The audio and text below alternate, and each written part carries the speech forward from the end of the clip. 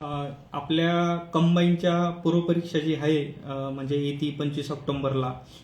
कदाचित त्याच्यात डेट वाढेल का नाही, शक्यतोवर नाही वाढणार, कारण की आयोगाचं काम खूप फास्ट चाललंय. पण मला हे सांगायचं होतं की माझ्या एका यूट्यूब चॅनलवर आहे ना, मला झाले तर 50 सबस्क्राईबच्या वरती आणि एकाला अद्याप 26च झाले आहेत. तर गरजेचं काय आहे माहिती का, की तिथे जर आपण 50-100 क्रॉस जर झालो तर मला डायरेक्टली लाईव्ह बोलता येईल. म्हणजे माझा वेळ वाचणार आहे की व्हिडिओ तयार करा, मग तो नंतर अपलोड करा, मग त्या अपलोडला युट्यूबला बराच वेळ घेतो. डायरेक्टली मला डायरेक्ट चर्चा करता येईल. मुळात मी हा विषयापेक्षा बी सगळ्यात महत्त्वाच्या विषयाला जे आलो होतो ना ऑनलाईन, त्याच्यासाठी एक गरजेचं होतं. मी काल पूर्ण दिवस म्हणजे दुपारच्या 1 वाजेपासून तर रात्री 1 वाजेपर्यंत साधारणतः मी करत होतो. इतिहास विषयाचे सगळ्या प्रश्नांचं नव्यानं विश्लेषण करत होतो. तिथून असे अनेक मुद्दे काढले आहेत की आपल्याला हार्डली जर टोटल जर सगळं काउंट केलं तर 100-150 पानच वाचायची आहेत 60 दिवसात, आणि तिथे आपण जास्तीत जास्त मार्क घेऊ शकतो.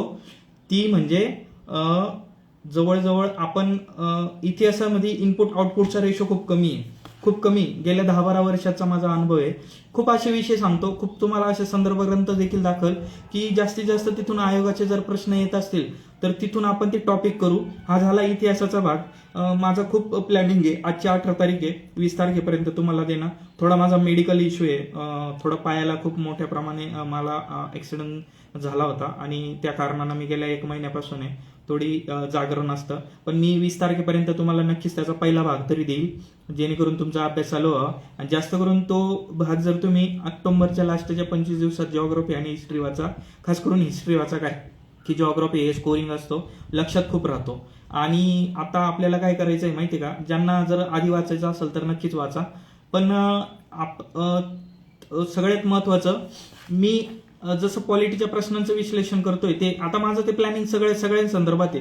माझं करंट अफेअरचे विश्लेषण करून झालंय, त्याच्यावर चर्चा घ्यायची आहे, पॉलिटीवर घ्यायची आहे, त्याच्यानंतर इतिहासाचं झालंय. खूप असे मुद्दे निघालेत की रिपिटेशन आहे, परत परत रिपिटेशन आहे. मी सविस्तर म्हणजे आपला हा जास्तीत जास्त कंटेंट तुमच्यापर्यंत गेला पाहिजे कुठल्याही माध्यमातून. त्याच्यामुळे मी जास्तीत जास्त तुम्हाला आहे ना डायरेक्टली सांगणार आहे कुठून कसा प्रश्न आला, काय आला, कशा पद्धतीने आला. तर मी आता आहे ना इकॉनॉमिक्स घेतोय आणि इकॉनॉमिक्स हा आपल्याला पूर्वला 15, मुख्याला 10 मार्कांसाठी आहे. आणि प्लस 24 आणि 25 ची एक एक्झाम होती की तिथं करंट अफेअरचे पण 3-4 प्रश्न हे असे पॉलिटीचे होते आणि इकॉनॉमिक्सचे होते की ते इकडे बी स्लिप होते आणि करंट अफेअर मध्ये बी स्लिप होत होते. तर साधारणतः हा आवाका आपल्याला आहे ना 15 मार्काचा नसून 17-18 मार्कापर्यंत जातो की ज्याचा सायमल्टेनियसली आपला इकॉनॉमिक्स आणि करंट अफेअर मध्ये होत असतो. त्याच्यानंतर काही हे विषय असे आले की त्यांचं इकॉनॉमिक्स डाटा, आता मागचा पेपर आपण पाहिला की अतिशय संख्या एकदम पॉईंट मध्ये दिल्यात. तर आपण काय करूया, आता मी इकॉनॉमिक्सचे खूप प्रश्नांचं विश्लेषण करतो, मुद्दे काढतो आणि आपण इकॉनॉमिक्स पण घेऊया. आणि लगेच ऑगस्टच्या एंडिंग 28-29 किंवा सप्टेंबरच्या 1-2 तारखेपर्यंत सामान्य विज्ञानावर करूया, कारण की त्याच्यात खूपच असे आहेत की खूपही केलं तरी मार्क येत नाहीत. काय मिस्टेक होती, काय असतं, आतापर्यंत मी प्रश्नांचं कसं विश्लेषण केलंय, मी कमीत कमी टॉपिक करून कसे तिथं 9+, 8+ घेत असतो. खूप झालं तिथे 400-500 पानाचं पुस्तक वाचण्यापेक्षा आहे ना, तिथे सिलेक्टिव्ह वाचून आपण जर घेतले 7-8 मार्क जरी प्लस घेतले आणि बाकीचे तिकडचे जे पानं वाचणार आहे, जो वेळ घालणार आहे, तो जर आपण पॉलिटी, इकॉनॉमिक्स किंवा हिस्ट्री, जिओग्राफी जर करायचं ठरवलं किंवा करंट अफेअर करायचं ठरवलं तर तो आपल्याला सायमल्टेनियसली पूर्व आणि मुख्य दोघांकडे त्याचा खूप फायदा होणार आहे. असं आता माझं दुपारचं शेड्यूल आहे. दुपारी माझं ठरल्याप्रमाणे मला माझा मेन्सचा इंग्लिशचं लेक्चर करायचं आहे किंवा त्याचं हे करायचं आहे. मी 4 वाजेनंतर काही इकॉनॉमिकचे प्रश्न घेतो. त्याच्यामध्ये जर काही मला लेटेस्ट जर काही वाटलं तर लाईव्हमध्ये किंवा छोट्या शॉर्ट व्हिडिओमध्ये मी तुम्हाला लगेच सांगतो. कोणी जे कंटिन्यू तिथे जर करत असले तर, म्हणजे आता ज्यांचा कोणाचा अभ्यास चालू असला आणि जे एकदम नव्याने तयारी करतायत किंवा ज्यांना थोडा संभ्रम आहे. मला एका मित्राने विचारलं होतं की 5-6 दिवसाआधी मला इकॉनॉमिक्सची खूप भीती वाटते. मला पण सुरुवाती तयार करायच्या वेळेस वाटायची खूप आधी, म्हणजे एक 7-8 वर्ष आधी. त्याच्यानंतर मी UPSCचं त्यावेळेस माझं प्रिपरेशन होतं.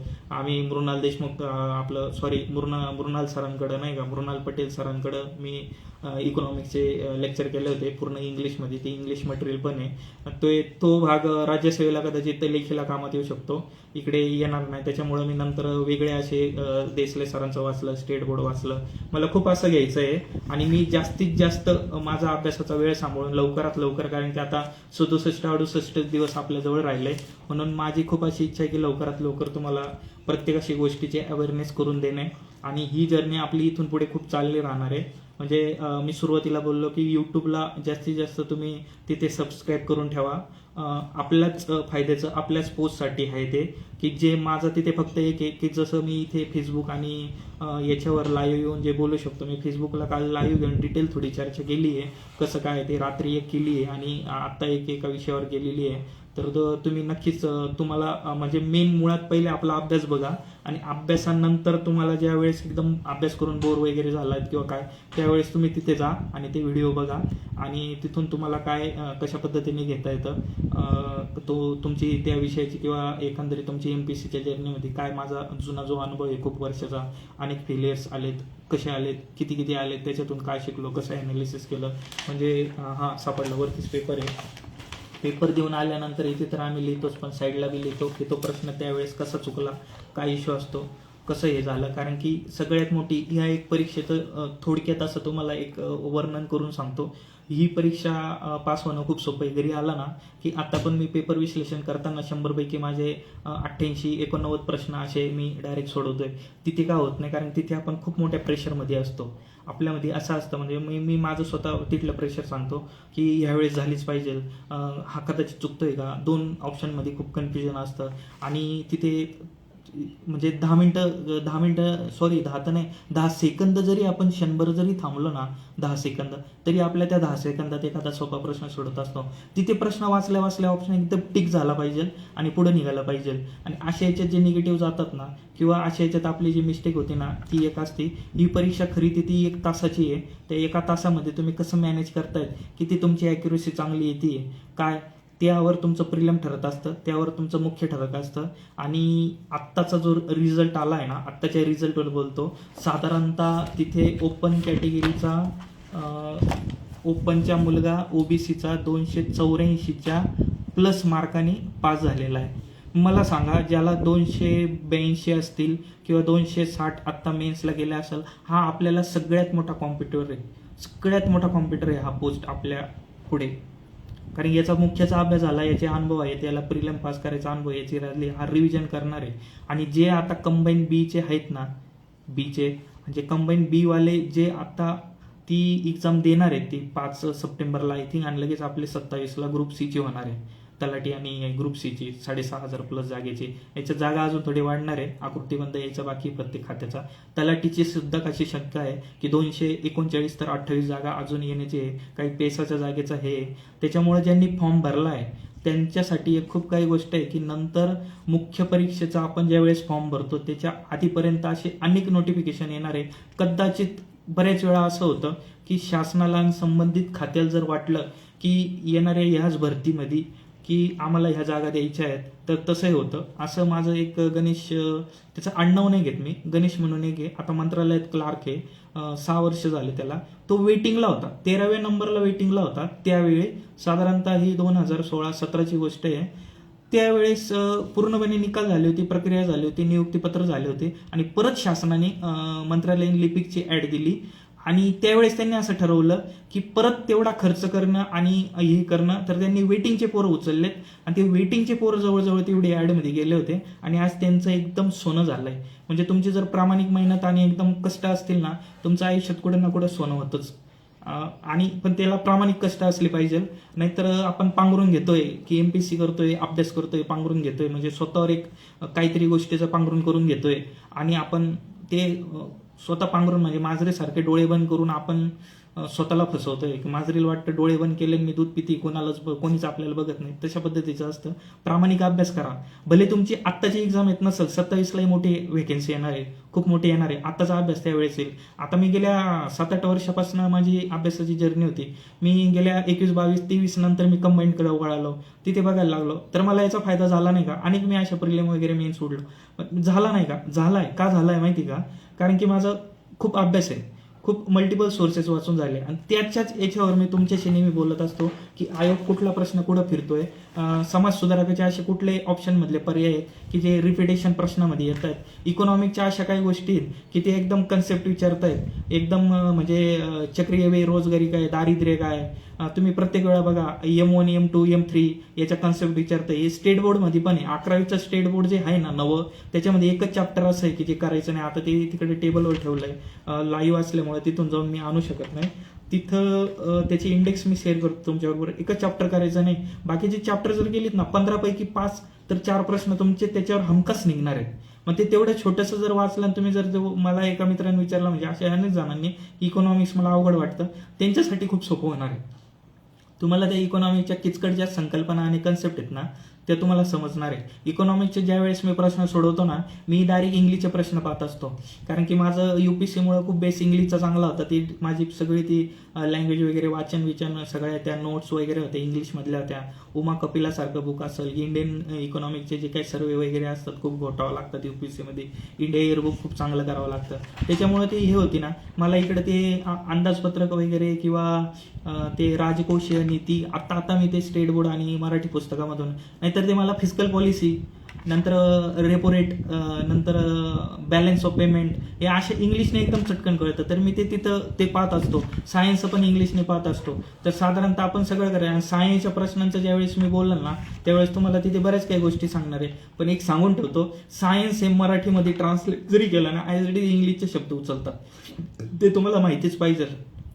तुम्ही काही करा, ऑनलाईनचा कुठल्याही पद्धतीचा मार्ग घ्या, तुम्ही काही वापरा, तुमच्याकडे असलेलं मराठीचं बुक ते इंग्लिशमध्ये करा किंवा सायमल्टेनियसली वारा. तुम्हाला 11वी 12वीचं बायोलॉजीवाचं किंवा काही सर आहेत, काही असे बुक आहेत मार्केटमध्ये. मी कोणा एका बुकचं नाव घेत नाही, तुम्हाला जे योग्य वाटलं ते बघा.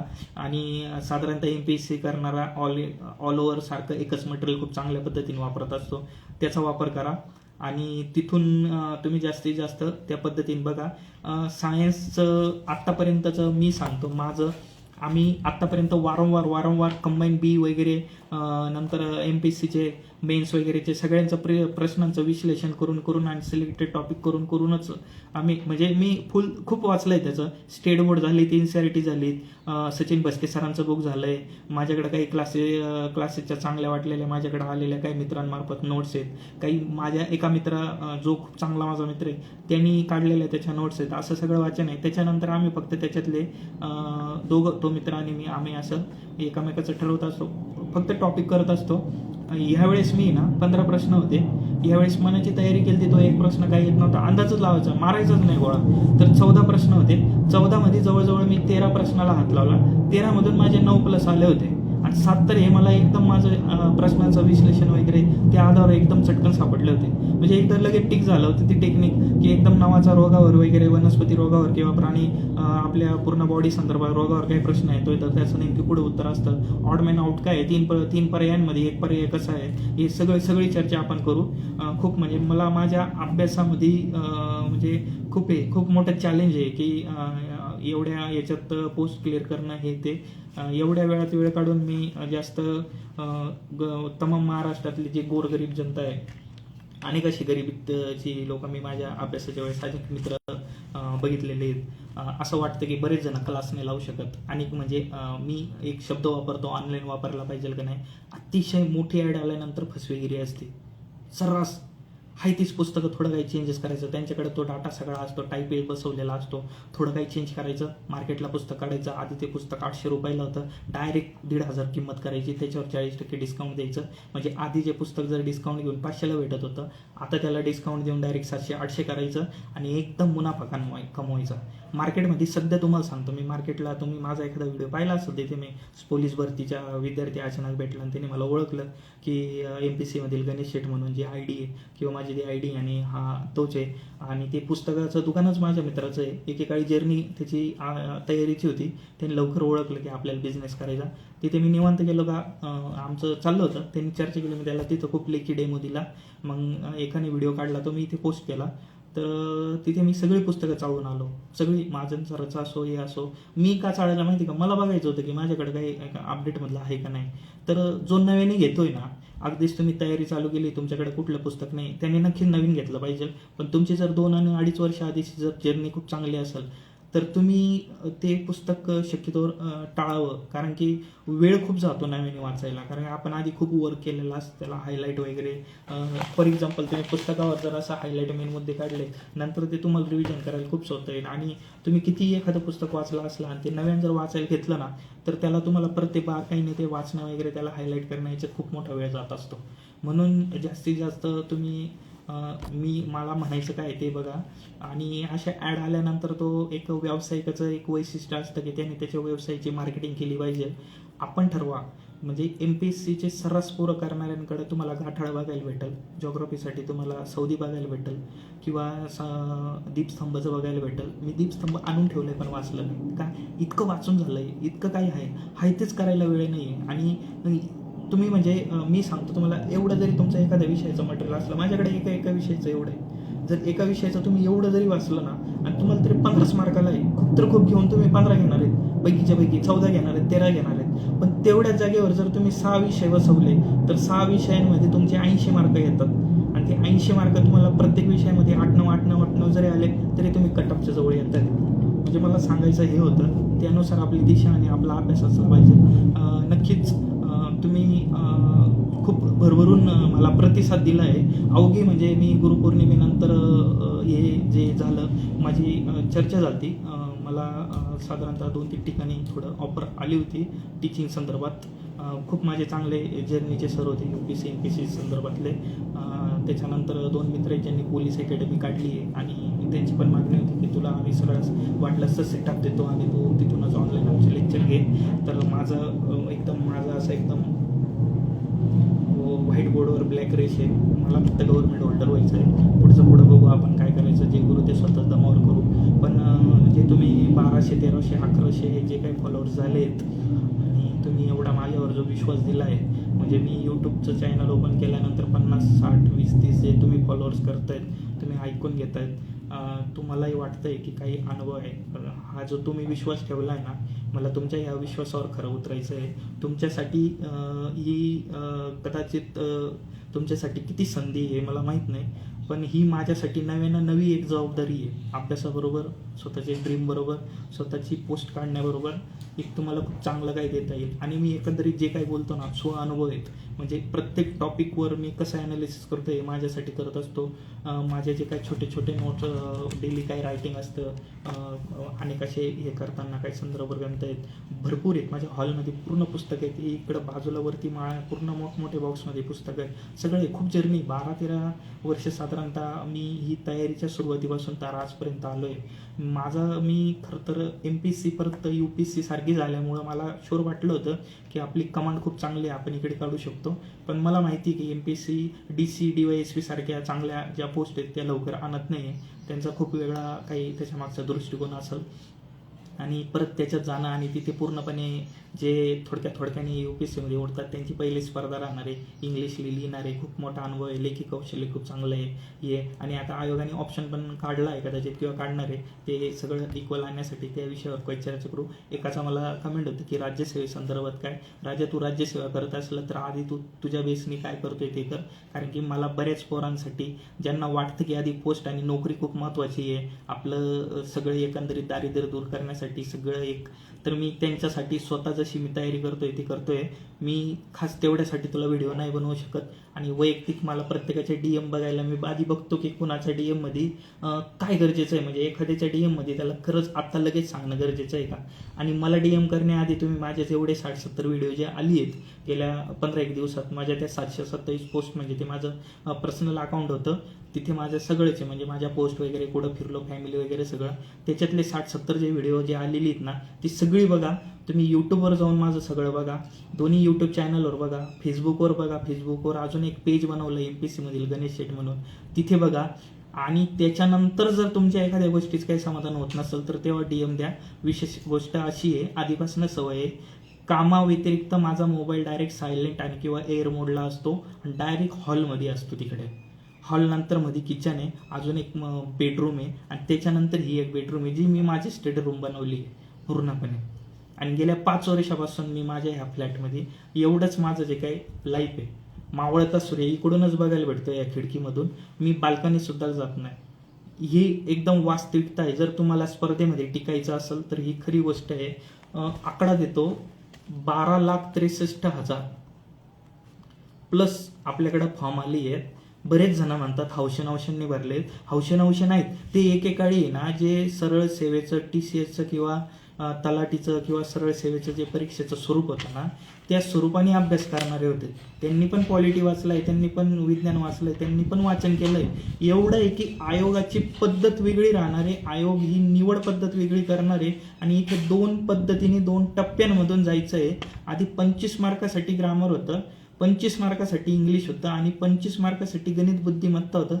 आणि 25 मार्कामध्ये GS पण, GSचे सगळे 7-8 विषय पण, करंट अफेअर पण होतं.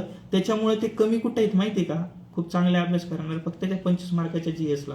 त्यांचं गणित वगैरे खूप चांगलं आहे. त्यांनी अजून जर जोड केली ना अभ्यासात, त्यांचं गणित खूप चांगलं होणार आहे. इंग्लिश मराठी ते आपल्यापेक्षा चांगलं अभ्यासलं आहे. कारण मला MPSCचे निम्मी जनता अशी पाहिजे, ते प्री क्लिअर झाल्याशिवाय किंवा प्रीपर्यंत ते मेन्स अभ्यासच करत नाही. त्यांना वाटतं प्री आधी लय महत्वाची. प्री खूप महत्वाची, आत्ताची पण प्री खूप महत्वाची. गेट उघडणं खूप महत्वाचं आहे. तेव्हा मधलं आपल्याला स्वर्ग बघायला भेटणार आहे. पण तो स्वर्ग बघण्यासाठी आपल्याकडे तेवढी पॉवर पण पाहिजे. तुम्हाला 2च महिने मेन्सला आहे आणि तुम्ही आत्तापर्यंत जर तुम्ही चांगल्या पद्धतीने जर करत नसाल, तुम्ही कुठला तरी एक विषय जर अजून घेत नसाल, तर मला वाटतं ते 2 महिन्यात मग मेंटली आणि एकदम हँगिंग प्रोसेस होऊन जाणार आहे.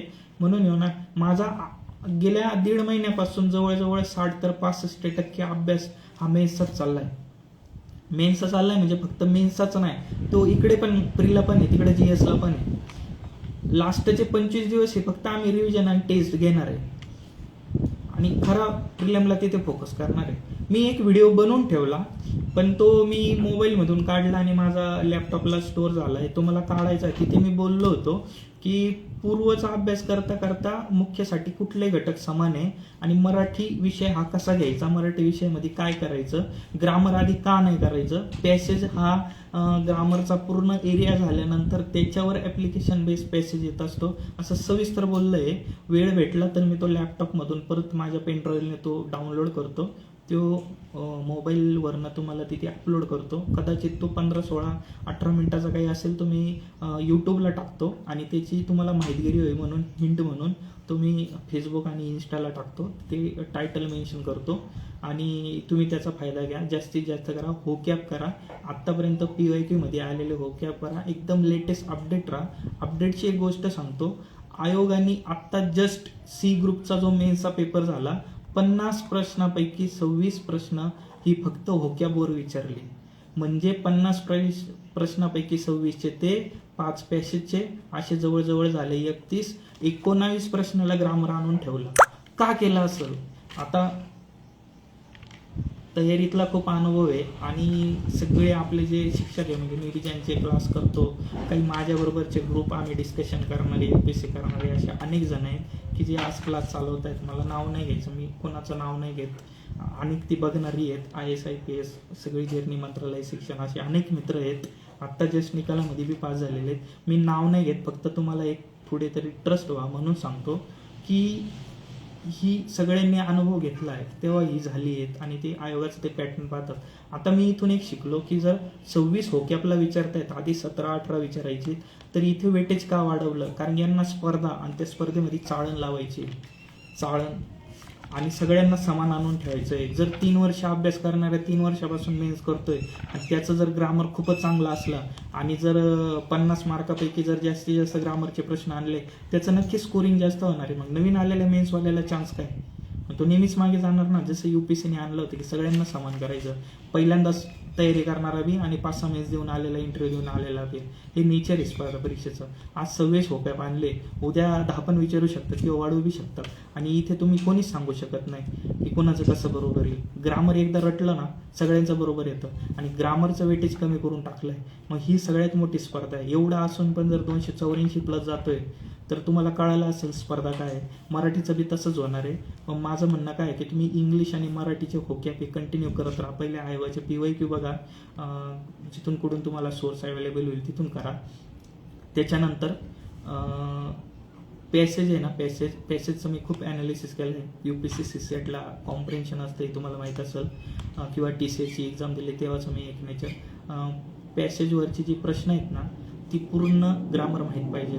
केवळ वाक्य काय, विधानार्थी काय, ॲक्टिव्ह पॅसिव्ह काय, चेंज द व्हॉइस काय, असं बरंच आहे, जिरंट काय आहे, असं सगळं माहीत असल्यानंतर ते पॅसेजमधून ठराविक शब्द उचलून त्याचा सिबलिंग विचारतात, अँटोनम सिनोनम विचारतात, समानार्थी विरुद्धार्थी विचारतात, एखादं फ्रेजेस उचलून डायरेक्ट पॅसेजचे उचलून खाली विचारतात. म्हणजे त्याच्यासाठी काय आहे की ते पहिल्यासारखं स्वरूप नाही राहिलं पॅसेजचं की जसं आपण राज्यसेवेला पाहतो लगेच प्रश्न सापडतील.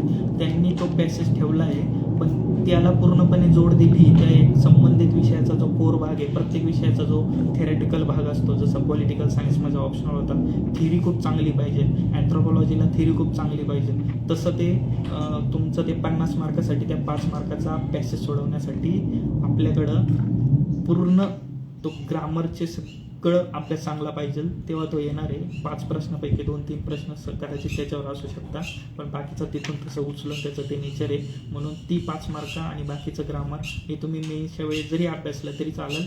आजपासून तर हातात नियुक्तीपत्र येण्यापर्यंत आणि आपल्या यशाचा गुलाल पडेपर्यंत जर तुम्ही मराठी आणि इंग्लिश या विषयाचे नेहमी सिनोनम, अँटोनम, फ्रेजेस, आयडोमेन फ्रेजेस, नंतर समानार्थी विरुद्धार्थी गटात न बसणारा अशा पद्धतीचा जो सिलेबस आहे तो वाटलंच तर मी संध्याकाळपर्यंत एक छोटा किंवा उद्या एक छोटा व्हिडिओ देतो, सिलेबस घेतो, त्याच्यातून सांगतो कुठं काय ते पण बघा. आणि तो व्हिडिओ तुम्हाला लवकरात लवकर यूट्यूबला टाकतो.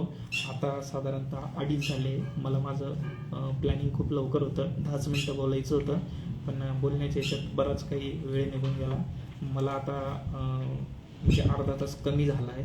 2 तासाचं टार्गेट होतं ग्रामर करण्याचं.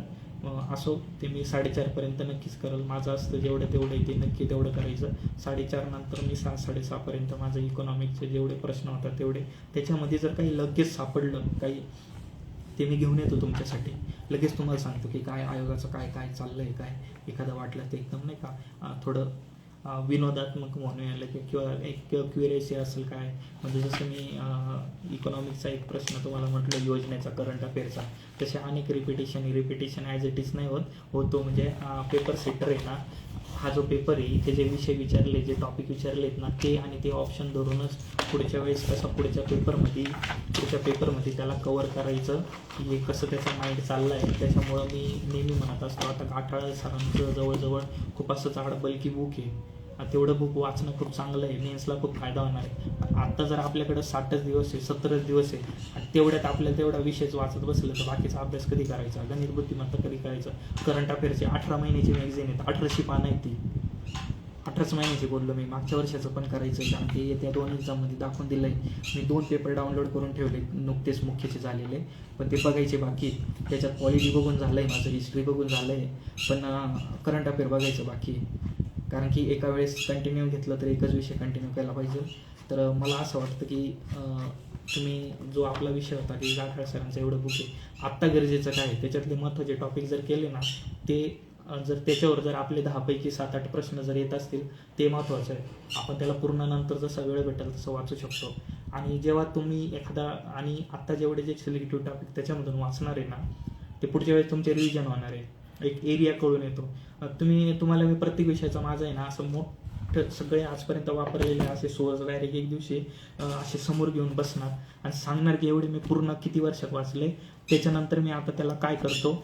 आणि एक खूप मोठी कन्सेप्ट असते म्हणजे माझ्याकडे सध्या आता एवढंच आहे, याच्यावरूनच मी तुम्हाला उदाहरण घेऊन सांगतो.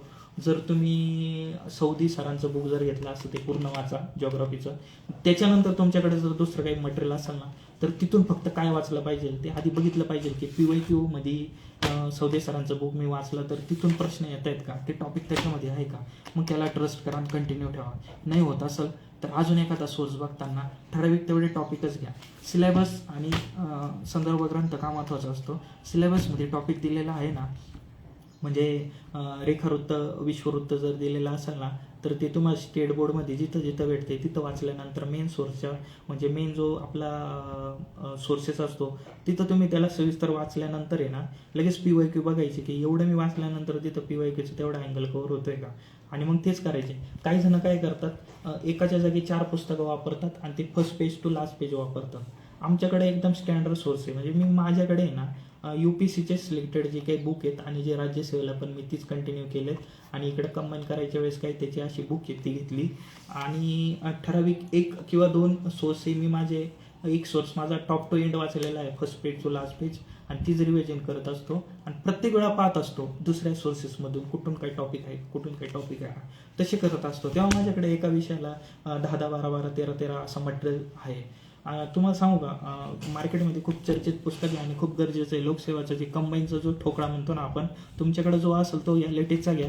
त्याच्यामध्ये ना सगळ्या पुस्तक जे जे प्रत्येक पोराकडे अभ्यास असताना जे पुस्तक असतं ना त्याचा कंटेंट आहे. ज्याने पुस्तक चांगलं वाचलेलं असतं ना त्याला लगेच कळतं की आपा हातमध्ये सरांनी खाली एक्सप्लेन करताना कुठून काय उचललंय, कुठलं हे समाधान महाजन सरांची इथून उचललंय, हे स्टेट बोर्डमधून उचललंय किंवा काय उचललंय, लगेच कळतं.